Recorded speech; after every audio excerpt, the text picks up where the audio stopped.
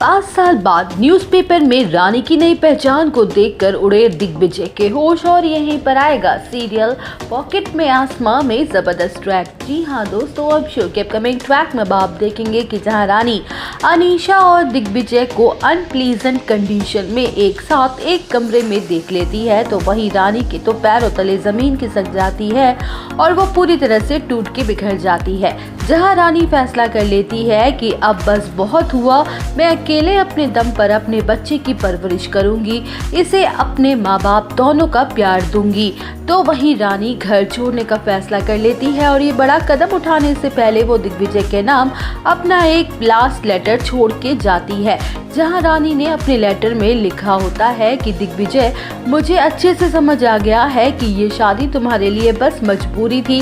तुम अनीशा से ही प्यार करते थे और उसी के साथ तुम्हारी खुशी जुड़ी है, इसलिए मैंने डिसाइड कर लिया है कि मैं तुम दोनों के बीच कभी नहीं आऊंगी, इसलिए मैं तुम्हारे घर से और तुम्हारी जिंदगी से हमेशा हमेशा के लिए जा रही हूँ। वेल, अब शो के अपकमिंग ट्रैक में आप देखेंगे कि जहाँ दिग्विजय को जैसे ही होश आता है तो वो खुद को इस हालत में अनीशा के कमरे में देखकर चौंक जाता है, तो वहीं घर वाले भी हैरान रह जाते हैं। जहां दिग्विजय के साथ साथ हर कोई इस बात से बेखबर होता है कि ये सब कुछ अनीशा की चाल थी, तो उसने जानबूझ के धोखे से दिग्विजय को नशे में चूर किया था और इतना ही नहीं, उसने जानबूझ के कमरे के दरवाजे को खोले रखा था ताकि रानी ये सब कुछ देख ले।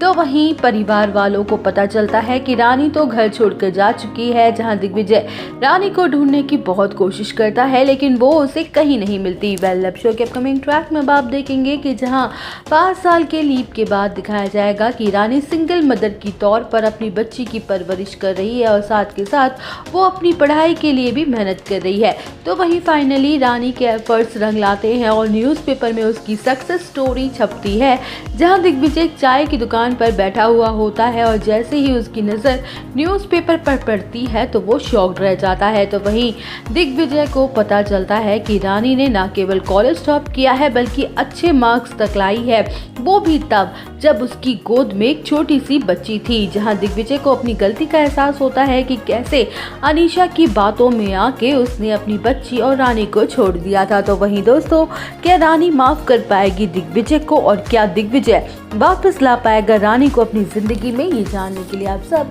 बने रहिए हमारे साथ। वीडियो को लाइक, चैनल को सब्सक्राइब करना ना भूलें।